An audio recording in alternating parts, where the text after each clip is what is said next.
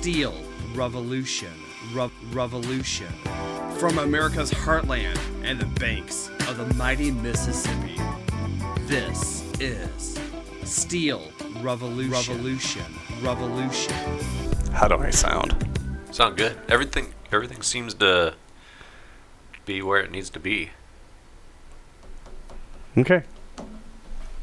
Oh, we are recording, Are you by recording? the way. Yes. Yes, I am. I was just going to ask you that. What's going on? Nothing. Just trying to. It's been a mad dash to get everything ready to go in our shortened Steel Revolution number 20. Oh, are we actually starting now? Yeah, we're starting. Oh, okay. My apologies. And who are you? Roy Hutt. I'm Sean Kofihi. Kofihi? Is that how they're saying it now? No, I like Sean spicy. Spicy. Yeah, we're I going like Sean calling you Spicy. spicy. All right. All right, we can get right into it. Local 105 news, we'll hit that real quick. Not too much going on.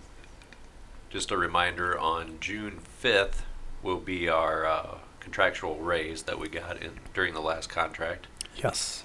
So 3% raise coming June 5th. So remember, 2 years to the next contract. Make sure you're getting ready, whether it's saving some money, and then be ready to go out and join us on the picket lines, info pickets and whatever, so you can show the company again that we will want another fair contract.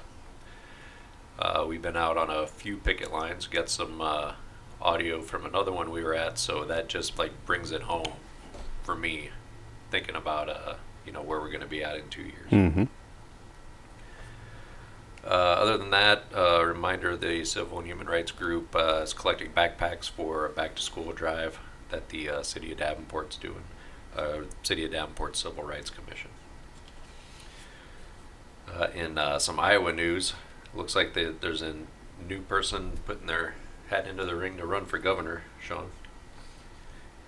Kathy Glasson.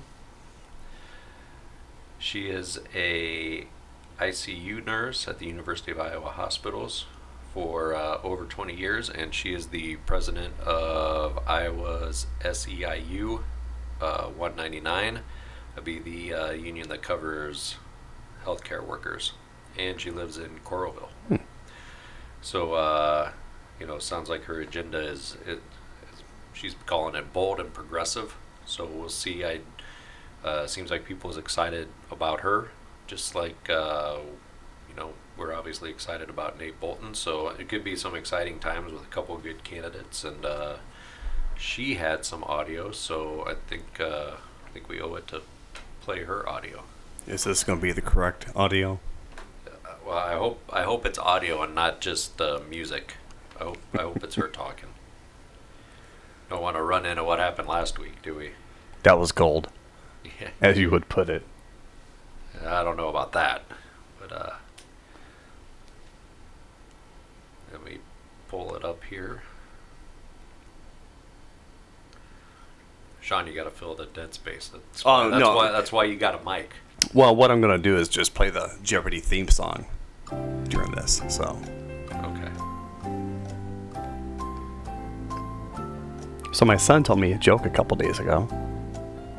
He goes, "Hey, do you want to go play hopscotch?" I go, "No." He goes, "We'll just skip it then." That's gold right there. I know where he gets that humor from. His mother. No, that sounds like something you'd say. Politicians in Des Moines like to talk about how Iowa has one of the lowest unemployment rates in the country. They say our economy is great, but great for who? Not the 381,000 Iowa households who struggle every month to afford their basic expenses.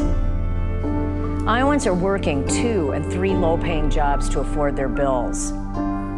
Because more than 2/3 of the jobs in our state pay less than $20 an hour. Working people in Iowa have been getting beat up for too long. I'm Kathy Glasson, and that's why I'm exploring a run for governor of Iowa. This year, the governor and legislature stripped union rights from 184,000 Iowans. But they didn't stop there. They actually lowered the minimum wage in Iowa's largest counties. Their policies are wiping out the middle class.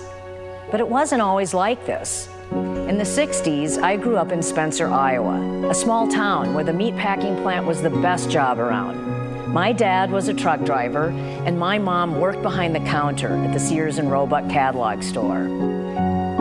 My folks were able to make a decent living, but those days are gone for most Iowans. We need a bold progressive governor who won't be a sellout to the corporations and the CEOs, and who won't be afraid to make big plans and take big steps forward. Instead of rolling wages back, we should raise the minimum wage to $15. Instead of taking away collective bargaining, we should find new ways to help more workers join together in unions and employee associations. Instead of cutting access to health care, make sure we have universal care for every Iowan. Instead of cutting programs and diverting funding from our schools, truly make top-notch public schools the top priority in our state budget. Instead of letting corporate polluters off the hook, make clean water the birthright of every Iowan. Too many politicians don't have the guts to fix a system they broke. They don't listen to us, they're not accountable to us. I'm a nurse, an organizer, a union leader elected by my fellow workers. I'm a mom, a grandmother, and a wife. It's up to people like you and me to turn our state and our country around. Politicians keep looking in the rearview mirror. But it's time to look to the future. We can really listen to our neighbors. Every Iowan. And then together, we can fight for bold progressive change. We can create a better future for working people who've been beaten down. And it all starts in Iowa in 2018. With each of us. Are you ready to roll up your sleeves and get it done? Join us. Join us. Join us. It's our time. We're in this together. Let's listen to Iowa and figure out a better way for working families.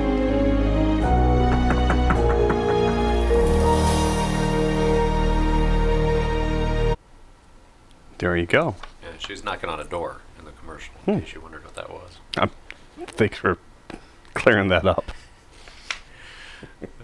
She sounded good. I like the message. Yeah. So we'll see. It could be very exciting here in Iowa.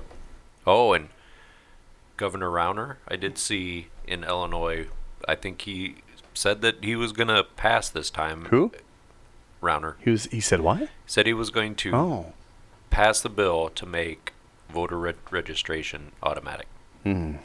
So, just like Brain Dead before he left, how he managed to get two good things through. Not that it really, it benefited some businesses. I don't know if it benefited the workers, the fireworks and being able to drink at the distilleries. So, Rauner, maybe he's going to get his one or two good things in. Can only hope. Maybe. Hopefully he gets one or two in before we can, get somebody good in there. I have an easier time passing a kidney stone than passing a bill. Or passing a, what are they trying to pass? The budget. You better get those kidney stones taken care of before Trump Care comes in. Yeah, that's right. They're not covered. Yeah, you ain't gonna be able to get that covered. Care about Sean's kidney stone. USW, so international news, USW came out with a letter against Trump's decision to withdraw from the Paris Climate Agreement? Something like that, yeah. Something like that. Let's see, it says here, for many years, the United States have been a leader in the innovation and technology to combat climate change. Withdrawing from this non-binding agreement further concedes our strength in this sector to China and signals to domestic innovators and manufacturers that the United States will no longer support them. So, like owner of Tesla quit Trump's whatever cabinet and business Musk guy or he quit that.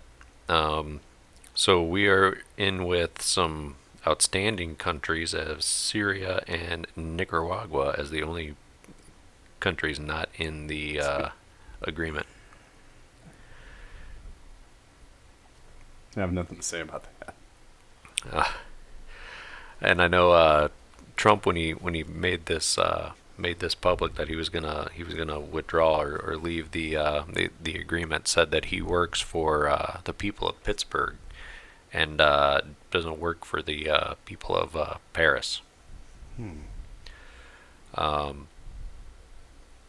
Yeah, you know, reports about how much China's dumping money into renewable energy, and you know, they already got probably some of the fastest trains and best trains there. We, you know, hobble along with our train system, and now pretty soon they'll be the leader of renewable energy while we're stuck behind. Kofifi, so Yeah, you know, we'll just go back in the bushes. Right, Spicy? That's right, Spicy. All right, well, we got some audio from the mayor of Pittsburgh. Did a interview after that. It's pretty good. Was not supporting the Paris Agreement, and I was pretty upset. And then I started getting a lot of questions about his reference to Pittsburgh. The city of Pittsburgh voted for Hillary Clinton with nearly 80% of the vote. He may be talking about all of Western Pennsylvania, but it's a far cry from being Pittsburgh. Pittsburgh in the past 30 years has come back from a depression. We had unemployment nearly 19%. We know what it's like to have a very, very bad economy. But at the same time, we didn't invest in our past. We invested in our future. We are the example of what the Paris Agreement could mean to jobs in the economy for the United States. And for him to use Pittsburgh as the example, I can only say that it was a far stretch at best. What? That's some other audio that was in there. Some other video. That's on your playlist to play next. And yeah. So he was not too thrilled to have his city. No. So use the word implicated. Yeah. Well, I mean, he said, you know, steel workers are with him and all this stuff. You know, Trump said all that way back when.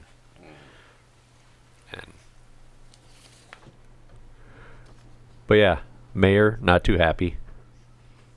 Not so much. No.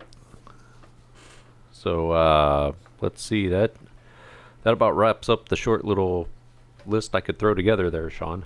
You did a good job. Yeah. You keep on pulling me to these picket lines. Yeah, so I gotta get a fund ready just in case something does happen to me. Spicy doesn't like jail. It'd be a good idea. It'd be a good idea. You might want to get a little side bail money out there just in case. You know, we did see one cop, and then we didn't see him again until we were going down the interstate, and then had to worry about see if he's going to pull us over because he recognized the car from the picket. He just let us go. Yeah. So Sean and I were out at the Operating Engineers Local 150 picket of Ryan and Associates. We went out there to try to get a better understanding of what exactly is going on out there. We will play some audio from there, and then run into some CWA members who are out there supporting local 150. So the 7110 CWA was out there as they still continue to try to get a fair contract with AT&T. So we will play that audio right now. Yeah, or shortly, as I try to pull it up. Well, see, what could have happened right there? I could have edited right there and went right into your interview. No, just keep it real and. I'll keep it real, you say. Yeah. All right, we're out here at the Operating Engineers Local 150 picket of Ryan and Associates. I'm joined here by Ryan Drew, business representative with the operators here in the Quad Cities. And we're out here, and I know there might not be a lot of people that know about it, but can you tell me a little bit why you're out here and what we're doing out here? Well, this issue started almost probably 2.5 years ago. We spent 2 years going back and forth trying to be civil and have a good relationship with the company. but after that failed, we felt we were up against the wall here, and it was time to take action. So it's basically a result of them trying to walk away from a contract they've had with Local 150. The first one was signed in 1970, so over 47 years of a bargaining relationship, providing skilled labor to Ryan and Associates, and them in turn obviously providing a fair wage with benefits to our members. So on a letter that Ryan and Associates sent out to, I don't know who else, I know we got one at our local, it said that I guess what you're asking for is going to harm their current contracts, and it's an unreasonable. What you guys are asking for is unreasonable. How do you guys respond to that? When they've asked about sitting down and talking about the contract, we've offered. We're more than willing to sit down what their concerns are, but they're not willing to sit down. They've just refused. They've tried to drag it along, and then when we get to the meeting date, they just abruptly, don't show up or say they're busy that day. The contract that they say is so unreasonable is the same contract that other contractors are signed to in this area. So you take some of the other union contractors, construction facilities in the Quad Cities, it's the same agreement they all work under. That way they've all got a level playing field when they compete. So when Ryan sends out letters talking about, this is an unreasonable contract, one, we just went through negotiations with our contractors about, changing what the next contract looks like, which those conversations are what is a problem for them and what's a problem for us. So Ryan Associates could have been involved with that. They still can be involved. It just takes sitting down talking about it. But for them to say that this is some unreasonable or that we're encroaching on another craft, we just finished the largest project in Iowa's history, a $3 billion fertilizer plant, never once had a competing claim of work against us and the pipe fitters. So this is all trumped up as trying to drive a wedge between two different crafts so that we're out on a limb by ourselves. We've worked together with other crafts for years. Everybody knows what's work it is. There's the stuff that's on the fringe, that's minor. That's just a distraction to what the true issue is here that we're out here today for. All right. Is there anything else before we join the picket back that you'd want to pass on to people listening to the podcast? I think it's, whenever you run into a situation like this, I encourage everybody to get the facts. Obviously the company puts out one side of the perspective, but what this is truly about with this event is continuing on a relationship that's been in place for 47 years. We have members that retired working from this company with a nice pension, health insurance, all those good things. There's no reason that can't continue. So that's what we're looking for. It's no different than any other union that the company refuses to sit down and bargain. They would be held accountable, and that's what today's about, is trying to show the communities holding them accountable. So. All right, I appreciate you taking time to talk to us, and appreciate you guys being out here taking care of good jobs in our community. Absolutely. That's, if these groups aren't in the community pushing for the next generation, nobody else is. So, we appreciate everybody showing up, and, this is a great show today. All right, thank you. Thank you.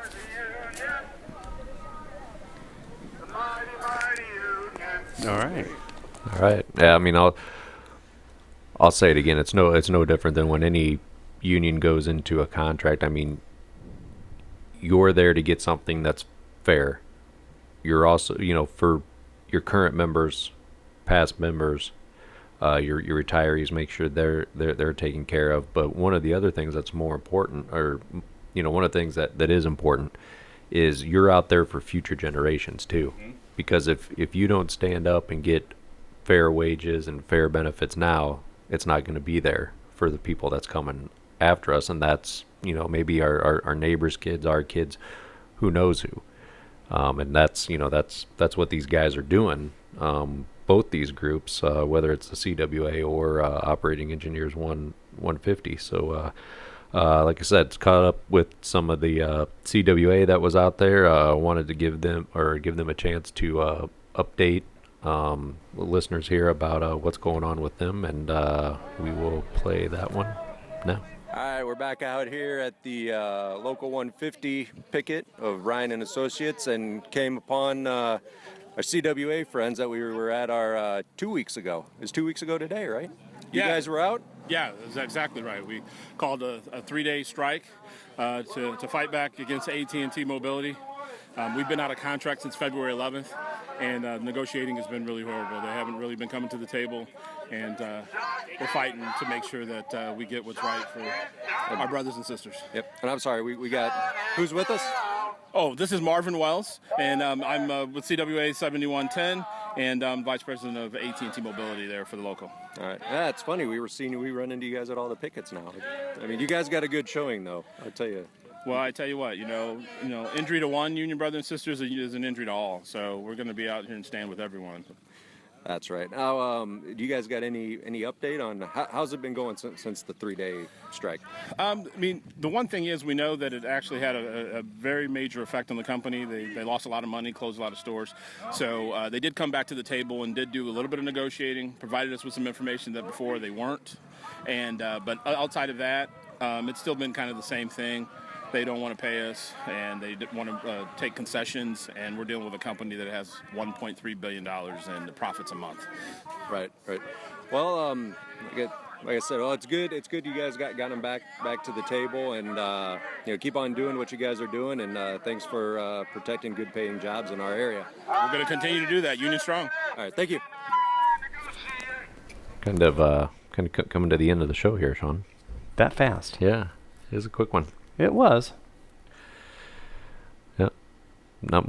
We had things to do. Yeah, and we still have things to do. Yeah.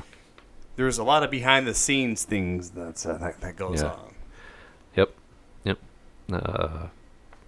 Covered with local, state, national. Yep. We covered a little bit of everything, and time to go with the douche of the show. Yeah. Spicy like. Who do you think it should be? I'm just gonna. Something simple? Yeah, I think I'm just gonna go in general. Okay, what do you think?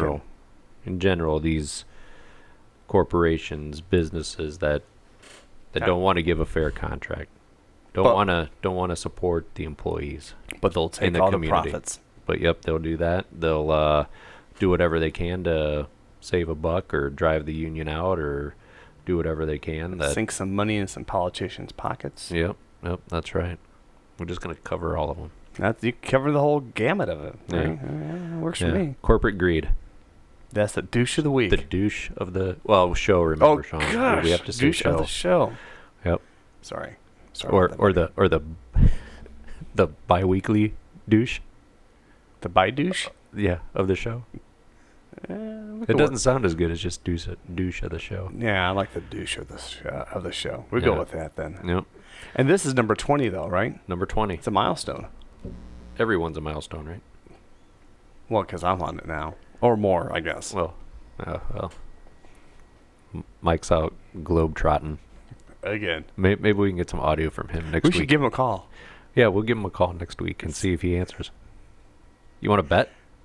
We'll bet this time. And you did buy me a drink at the River Bandits bet another beer. Yeah, I did. I had to pay up my bet. That was good. Thank you. Yeah. You're welcome. Well, appreciate that. So we'll give Mike a call at the next show, see if he answers. Yeah, the best tasting beer is always a free beer. Absolutely. So we'll be looking for 21 here soon. Yeah. Right, that works for me. Until then. All right, I'll talk to you later. All right. See ya. Yep. This has been Steel Revolution.